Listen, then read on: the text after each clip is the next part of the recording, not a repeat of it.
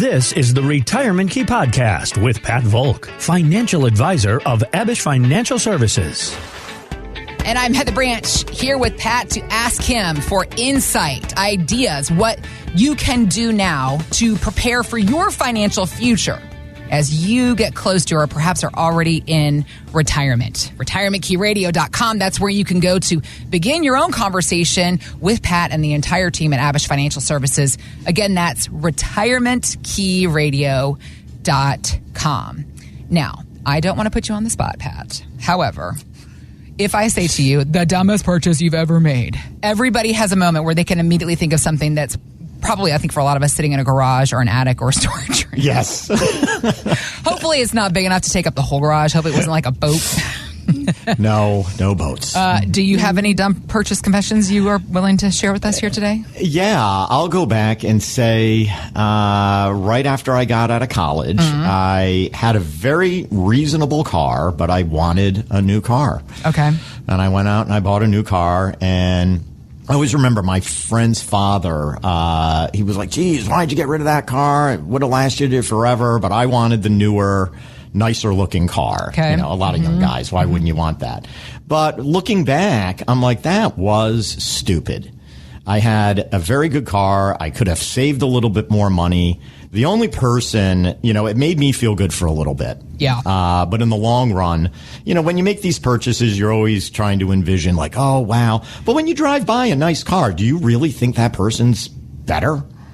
No. I honestly, sometimes you see somebody in like a super nice car, you know, super expensive, and I am at a place in my life where I judge people. I'm like, can you really afford that? Or are you just being flashy? That's exactly it. Like, why are you doing that? Yeah. And, you know, there was a conversation I had overheard about a gentleman who insisted he bought a BMW because it's good quality. And I'm not going to doubt that it's good quality.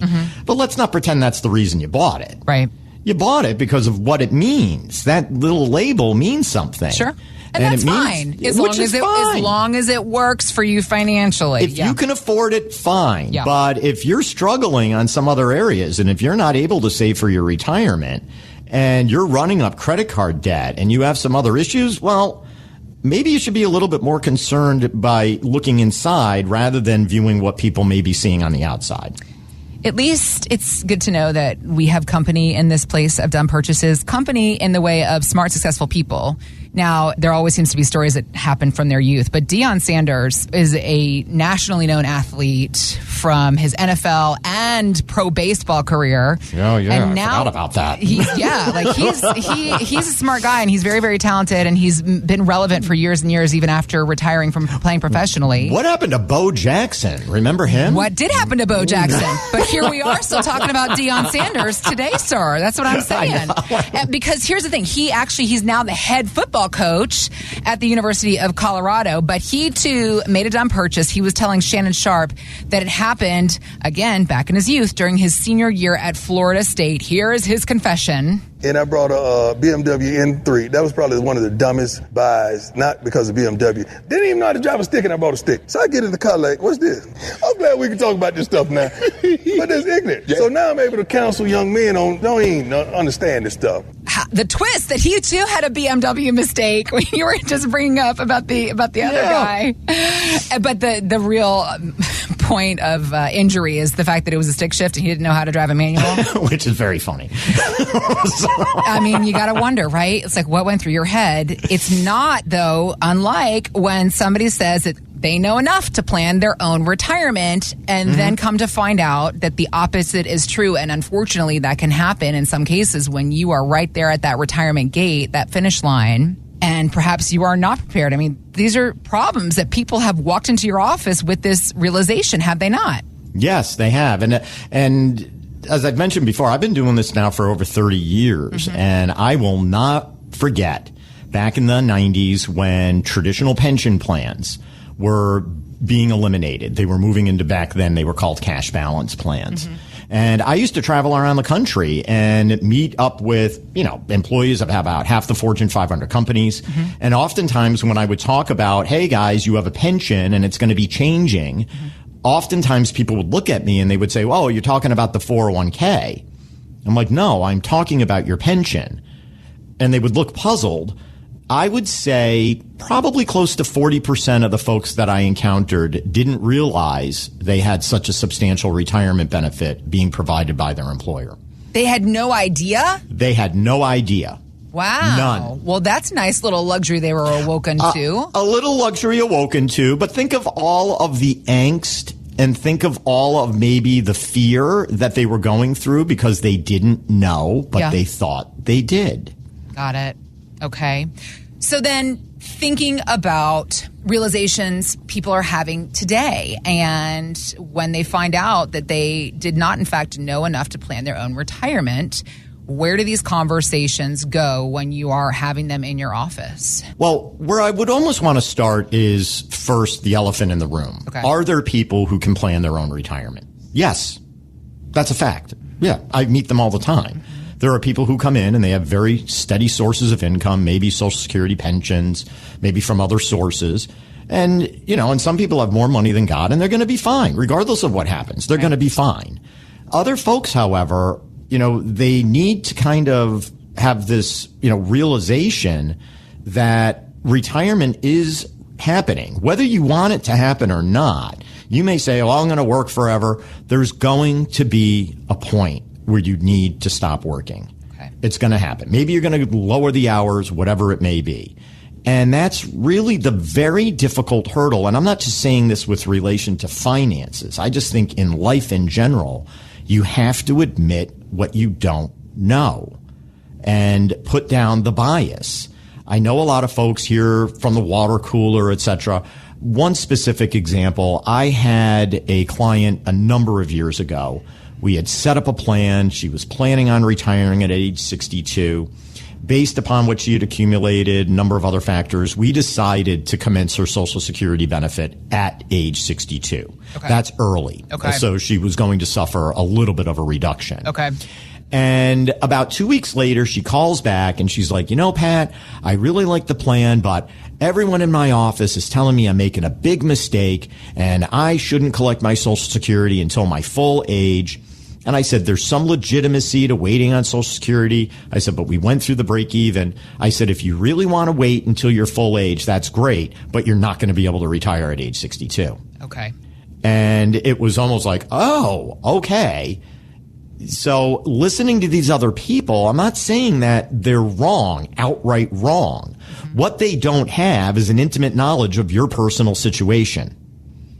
They're giving you rule of thumb advice, which is fine, but they don't know what your situation is. They I like to call it blanket advice. It's that stuff that we hear on the big national. A lot of these people get on national TV and they say right things and smart things, but it's blanket advice. And that's really the difference between what's out there to consume on a mass level versus the information you're exchanging with somebody directly one-on-one in your office at Abish Financial Services. Exactly. And I would even say Roth conversions, that's a huge topic. Yeah, People are fearful of taxes going up. I had someone the other day mention, hey, can I just, you know, when we're moving these monies, can we just move it all into a Roth? Yeah.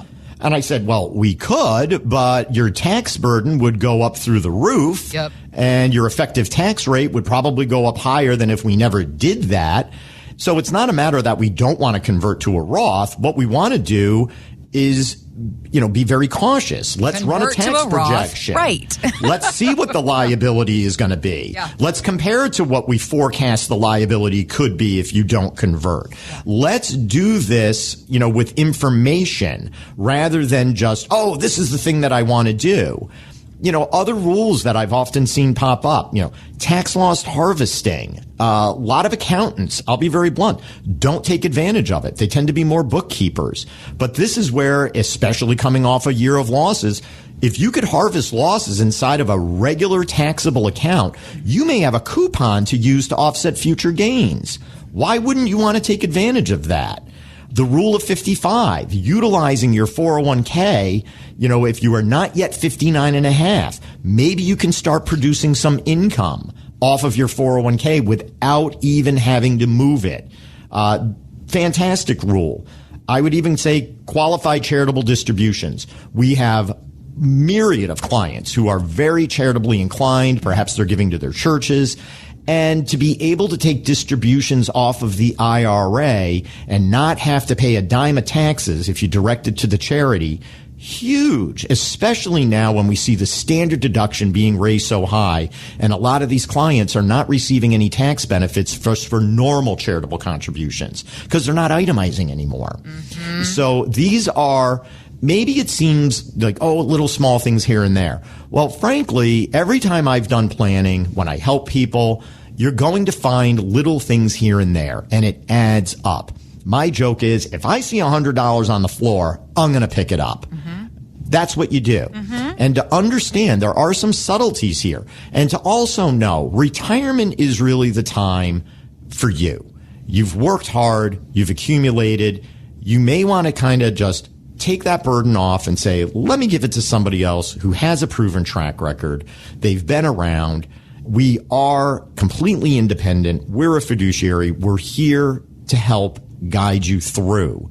We've had a number of instances here where I know I've had individuals come in who have done all of their own planning, and they've done a very good job, but they know they're kind of nearing the end, and they're more concerned for protecting their spouse. Yeah. And they'll come in and they'll basically say, you know, I don't want to handle this anymore because if something happens to me, my spouse really doesn't understand any of this, and I want to make sure that they're going to be taken care of. Yeah. Yeah. That really hits home. Looking out not just for yourself, but for your family, for your kids and grandkids. There's so many folks that want to have a strong legacy plan. That is also part of the conversation that Pat Volk and the entire team at Abish Financial Services can and will have with you around your entire retirement savings plan. retirementkeyradio.com. That's our website where you can go and get to work beginning this conversation. If you have questions, if you want to know about things like tax loss harvesting, QCDs, how those could work within your plan, about all the little things that you don't realize could potentially add up to savings, more money in your pocket if they're better strategized within your portfolio. This is what the team at Abish Financial Services is here to show you in a plan of your own. So again, if you have questions, Pat and the entire team at Abish Financial Services, they are here to help you get answers, and you can begin that conversation today. Just visit retirementkeyradio.com. Thanks for listening to the Retirement Key Podcast. Be sure to listen to the Retirement Key Radio Show, Saturdays and Sundays on WMAL. Investment advisory services offered through Abish Financial Wealth Management, LLC, number 310633, a registered investment advisor firm. Financial professionals are not licensed in all 50 states. To find out if Abish Financial Services is licensed in your state, please call 571-577-9968. Abish Financial Services is not affiliated with nor endorsed by the Social Security Administration or any other government agency and does not provide legal or tax advice. Annuity guarantees rely solely on the financial strength and claims-paying ability of the issuing insurance company. By contacting us, you may be provided with information about insurance and annuity products offered through Abish Financial Services, Inc., Virginia Insurance License number 127820.